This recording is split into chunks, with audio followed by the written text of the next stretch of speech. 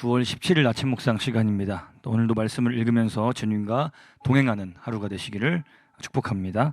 오늘 통독 범위는 마태복음 4장에서 5장 말씀입니다. 본 영상에서는 5장 13절에서 20절까지 말씀을 함께 살펴보고 이야기를 나눠보도록 하겠습니다. 우리 가능하신 분들은 함께 말씀을 읽도록 하겠습니다. 너희는 세상의 소금이다. 소금이 짠맛을 잃으면 무엇으로 그 짠맛을 되찾게 하겠느냐. 짠맛을 잃은 소금은 아무데도 쓸 데가 없으므로 바깥에 내버려서 사람들이 짓밟을 뿐이다. 너희는 세상의 빛이다. 산 위에 세운 마을은 숨길 수 없다. 또 사람이 등불을 켜서 말 아래에다 내려놓지 아니하고 등경 위에다 놓아둔다. 그래야 등불이 집안에 있는 모든 사람에게 환히 비친다. 이와 같이 너희 빛을 사람에게 비추어서 그들이 너희의 착한 행실을 보고 하늘에 계신 너희 아버지께 영광을 돌리게 하여라. 내가 율법이나 예언자들의 말을 폐하러 온 줄로 생각하지 말아라. 폐하러 온 것이 아니라 완성하러 왔다. 내가 진정으로 너희에게 말한다. 천지가 없어지기 전에는 율법은 1.1획도 없어지지 않고 다 이루어질 것이다. 그러므로 누구든지 이 계명 가운데 아주 작은 것 하나라도 어기고 사람들을 그렇게 가르치는 사람은 하늘나라에서 아주 작은 사람으로 일컬어질 것이요, 또 누구든지 계명을 행하며 가르치는 사람은 하늘나라에서 큰 사람이라고 일컬어질 것이다. 내가 너희에게 말한다. 너희의 의가 율법학자들과 바리새파 사람들의 의보다 낫지 아니하면 너희는 하늘나라에 들어가지 못할 것이다. 아멘. 자, 오늘 말씀에서는 세상의 소금 그리고 세상의 빛이라는 너무나 자주 보고 들어왔던 말씀이 기록되어 있습니다. 자, 말씀은 우리에게 소금과 빛이 되라 하고 명령하는 것이 아닙니다. 이 말씀은 원어상에서도 그리고 우리 번역본에서도 확인할 수 있듯이 명령법이 아니라 직설법으로 기록이 되어 있죠. 예수님은 이미 우리를 소금이다, 빛이다 라고 선언하고 계십니다. 여러분 결혼식 가보시면 알겠지만 그 주례사가 있죠. 주례사의 선언문이라는 게 있는데 거기서 두 사람은 부부가 되십시오, 앞으로 이렇게 부부가 되어 가십시오라고 얘기하는 게 아니죠. 이 두 사람은 하나님과 사람들 앞에서 부부가 되었음을 선포합니다, 이렇게 이야기를 하죠. 이것이 선언이죠. 선포입니다. 예수님은 이미 십자가의 은혜로 구원받을 이제 이 시점에서는 구원받을 우리를 소금과 빛이다 이렇게 아예 선언하심으로 자신이 택하신 이 구원받은 교회를 그런 존재로 만드시고 도장을 딱 찍으신 것이죠. 인을 치신 것입니다. 자, 그런데 이 선언에 이어서 그렇다면 이 소금과 빛이 된 존재들이 어떤 존재이기에 어떤 존재가 어떤 존재로 살아가야 하기에 이 소금과 빛이라는 비유를 사용하였느냐 하는 것이죠. 이게 중요할 텐데 그 핵심 내용은 바로 맛을 잃지 않는 것과 숨겨지지 않는 것입니다. 소금의 본래 용도가 무엇입니까? 소금은 정말 유용하죠. 여기저기서 정말 많은 목적으로 사용됩니다. 대표적인 예로 부패를 방지하는, 음식이 썩지 않도록 하는 그런 부패 방지. 또 빨래할 때도 소금을 넣어서 빨면 깨끗하게 빨아진다고 하고요. 목욕할 때 무슨 히말라야 무슨 비누 소금으로 만든 그런 바디워시 이런 것도 있고, 치약 되게 여러 가지 용도로 소금이 사용됩니다. 우리를 굉장히 유익하게 만들어주는 것이죠. 근데 오늘 본문이 말하고자 하는 바는 이 여러 가지 유익들 가운데도 단 하나인데 그것이 무엇이냐? 맛을 내는 것입니다. 본문에서는 그래서 소금이 맛을 잃으면 쓸모가 없어져 버린다라고 이야기를 하죠. 어떤 맛을 내는 것일까요? 그리스도인들만이 낼 수 있는 특별한 맛, 독특한 맛, 바로 그리스도를 드러내고 하나님 나라를, 복음을, 그리스도께로부터 나오는 모든 사랑과 은혜를 드러내고 보여주는 것입니다. 그것을 우리는 또 다른 표현 내지는 종교적인 표현으로 거룩한 삶이라고 이야기를 합니다. 그런 의미에서 맛을 잃었다라는 것이 무엇일까요? 우리가 하나님의 은혜를 잊고 세상과 구별되지 않는 삶을 살 때에 우리는 그 존재의 의미를 잃어버리게 된다라는 것입니다. 그러니까 이미 소금으로 불렀기 때문에 소금은 소금인데 맛을 잃은 소금이 되는 것이죠. 우리는 세상 사람들이 우리로 하여금 하나님을, 그리스도를 맛볼 수 있도록 하는 목적을 위해 소금과 같은 존재로 새롭게 변화되었다는 것을 항상 기억하며 살아가야 할 것입니다. 자, 그 다음으로 빛으로 살아간 존재란 어떤 것입니까? 성경은 매우 자주 하나님을, 특별히 신약에서는 예수 그리스도를 빛이라고 묘사합니다. 우리는 사실 스스로 빛을 비출 수 있는 존재가 아닙니다. 유일하고 영원하고 궁극적인 빛은 바로 예수 그리스도이신데 우리가 비춰야 할 것은 무엇입니까? 바로 빛 대신 예수님인 것이죠.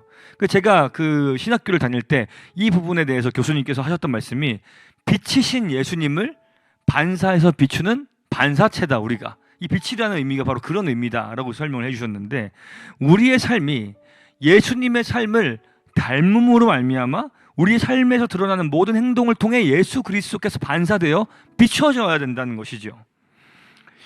그리고 그 빛은 등경 아래에 둘 것이 아니라 등경 위, 그 램프 스탠드라고 영어로 번역이 되어 있는데요. 뭐 촛불로 하면 촛불, 촛대겠죠. 그 등경, 촛불 스탠드 그 위에 드러날 때 비로소 그 온 집안을 밝히 비칠 수 있습니다.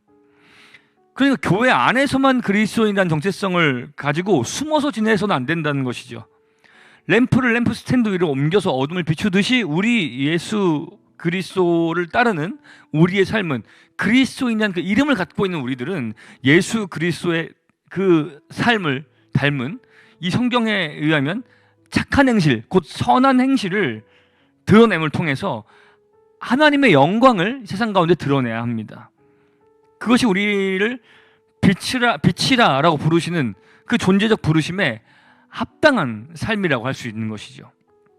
자, 그런데 여기서 말하는 착한 행실이라는 것, 이것은 단순히 세상 기준에서 봤을 때 세상 누구라도 할 수 있는 그 선한, 그 세상 기준으로 봤을 때 선하다고 할 수 있는 그 선한 행실, 선행을 베푸는 것을 넘어섭니다. 그것은 바로 하나님을 진실로 사랑하고 이웃을 내 몸과 같이 사랑하라고 하는 예수 그리스도께서 우리에게 가르쳐 주신 실제적인 실천상, 바로 그 율법의 완성인 하나님 사랑과 이웃 사랑을 실천하라는 것이죠. 그 착한 행실을 설명하시고자 예수님께서 이 말씀에 이어서 율법에 관한 예수님의 입장을 설명하시는 것입니다. 예수님은 자신을 율법 폐기론자로 오해하는 사람들을 향해 이렇게 말씀하십니다. 17절 말씀 함께 읽어볼까요? 내가 율법이나 예언자들의 말을 폐하러 온 줄로 생각하지 말아라. 그렇게 생각했던 사람들이 있는 것이겠죠. 폐하러 온 것이 아니라 완성하러 왔다. 폐하러 온 것이 아니라 완성하러 왔다. 예수님은 외적인 행위만을 강조하면서 율법의 본질을 잃어버렸던 서기관과 바리새인들의 그 의, 자신들은 의라고 얘기하는 그 의보다 더 본질적이고 풍성한 하나님의 뜻을 우리에게 가르쳐 주고 계신 것입니다. 그것이 무엇입니까? 우리가 앞서 얘기했던 하나님을 사랑하고 이웃을 사랑하는 것으로 완성되는 그 율법인 것이죠. 바로 그 율법을 완성하시기 위해서 예수님이 오셨다는 것입니다. 마지막으로 오늘 말씀은 예수님께서 우리에게 그 그리스도인들에게 주신 말씀이라는 것을 기억해야 합니다. 이 말씀을 듣고 있는 사람들이 누굽니까? 예수님을 쫓아와서 그 말씀을 듣고자 하던, 그러니까 예수님을 찾는, 예수님을 믿고 따르는, 그래서 구원받은 사람들을 향해 주시는 말씀이라는 것이죠. 그러니까 이것은 오늘날 우리로 표현하면 교회 공동체에게 주신 말씀이라는 것입니다. 이 세상이 보여줄 수 없는, 세상에서는 발견할 수 없는, 오직 그리스도를 따르는 빛과 소금으로 거듭난 자만이 보여줄 수 있는 바로 그 삶을 보여주어야 한다는 것입니다. 그렇기 때문에 우리는 정체성을 명확하게 해야 됩니다. 우리는 이제 더 이상 세상과 같지 않습니다. 하나님의 부르심에 응답하여서 주님 앞으로 나아온 제자들인 것입니다. 예수님은 우리가 이 세상 속에서 단순히 구경꾼이 아니라 하나님의 그 구원 사역에 동참하는, 소금의 맛을 내고 세상 가운데 빛을 비추는, 드러내는 하나님의 동역자가 되기를 원하십니다.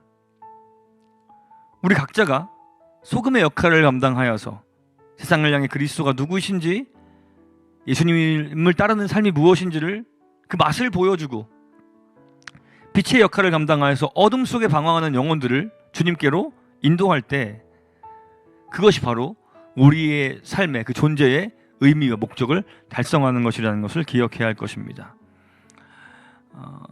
마무리하면서 다시 한번 우리 이 사실을 기억해 봅시다. 우리는 이미 그리스도를 믿는 그 순간부터, 그분을 따르기를 결정하여 그분의 제자가 된 그 순간부터 소금이고 빛이라는 사실을 기억합시다. 그래서 우리의 착한 행실을 통해서 세상 사람들이 하나님께 영광을 돌리게, 그러니까 그들도 우리를 통해 예수님을 보고 예수님을 믿기로 결정하고 구원받아서 하나님께 영광을 올려드리는 그 삶을 살 수 있도록 빛으로서의 삶을, 소금으로서의 삶을 살아가게 되길 간절히 소망합니다. 하나님께서 우리를 통해서 이 땅을 구원하시고 회복하시는 놀라운 역사를 이루실 것이라는 그 소망을 안고 우리의 정체성을 확고히 하며 오늘도 살아가는 하루가 될 수 있기를 간절히 소망합니다. 함께 기도하겠습니다.